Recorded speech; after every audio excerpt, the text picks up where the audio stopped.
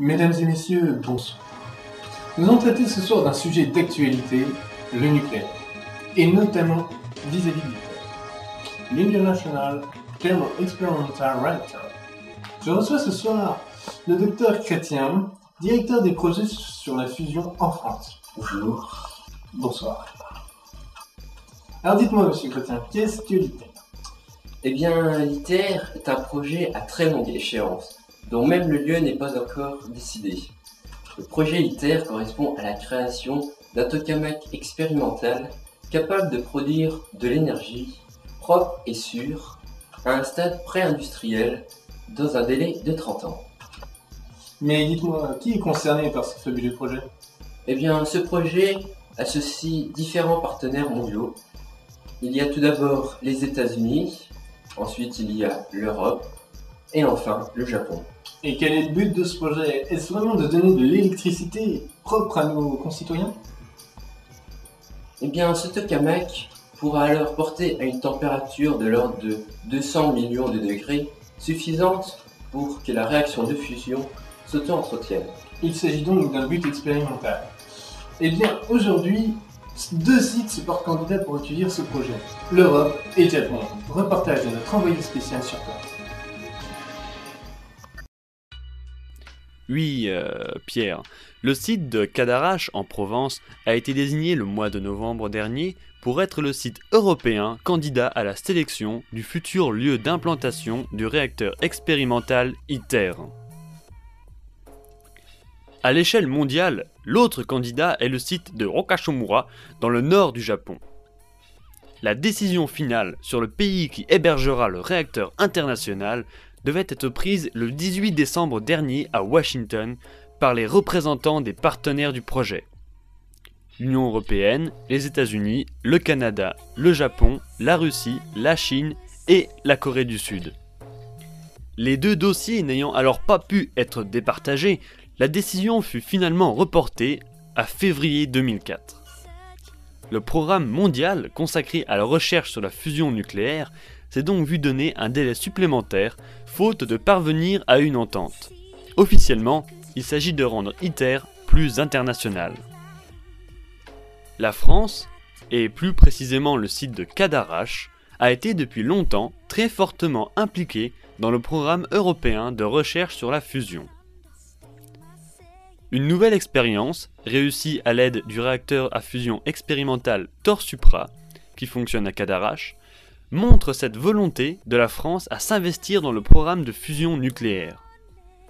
Les scientifiques français du CEA et européens, Euratom, sont en effet parvenus à maintenir constante durant 6 minutes et demie une décharge de plasma et à en extraire plus de 1000 mégajoules d'énergie thermique. Une grande première dans le domaine. Le projet ITER représenterait, lui, un prototype au stade pré-industriel, capable de fournir une quantité d'énergie propre largement satisfaisante pour envisager sa banalisation.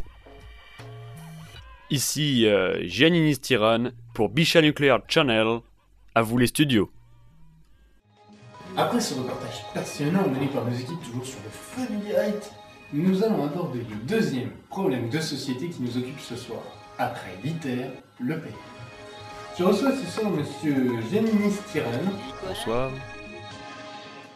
Bonsoir. Qui va nous parler de ce fameux EPR. Alors monsieur Giannini, qu'en est-il vraiment de l'EPR en France ? Eh bien, l'European Pressurized Reactor est un réacteur de nouvelle génération, mais qui reste un réacteur classique. C'est en effet un réacteur à eau pressurisée, qui a tout simplement pour vocation de remplacer les centrales actuelles. Il faut noter que c'est un projet franco-allemand. Et qu'apporte-t-il de vraiment nouveau par rapport à toutes nos centrales actuelles ? L'EPR bénéficie bien sûr d'un retour de force accumulé sur les générateurs actuellement mis en œuvre en France et en Allemagne. L'EPR apporte plusieurs catégories d'innovations majeures.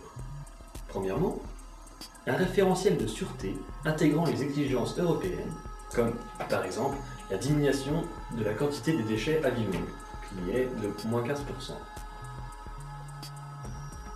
Deuxièmement, une meilleure utilisation des ressources énergétiques. Par exemple, le réacteur sera compatible avec le combustible MOX. son facteur de disponibilité est supérieur à 92%. Et enfin, sa durée de vie prévue est supérieure aux 40 ans des centrales actuelles. Elle est en effet de 60 ans. Vous avez parlé d'innovation en matière de sécurité pour les centrales. Qu'en est-il vraiment? Eh bien, l'EPR possède une structure remarquable due à son architecture en 4 trains séparés. Chaque train de sécurité est une chaîne de systèmes de sécurité capable de protéger le cœur à elle seule. L'EPR présente donc un risque de fusion nucléaire encore beaucoup plus faible.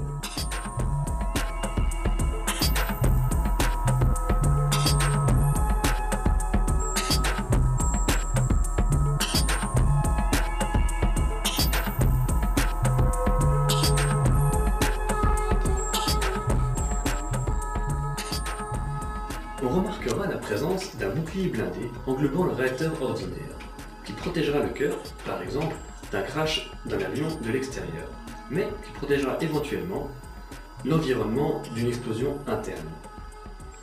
Vous n'êtes pas sans savoir qu'il y a énormément de polémiques autour de cette EPR, notamment vis-à-vis de son coût et de la politique d'EDF.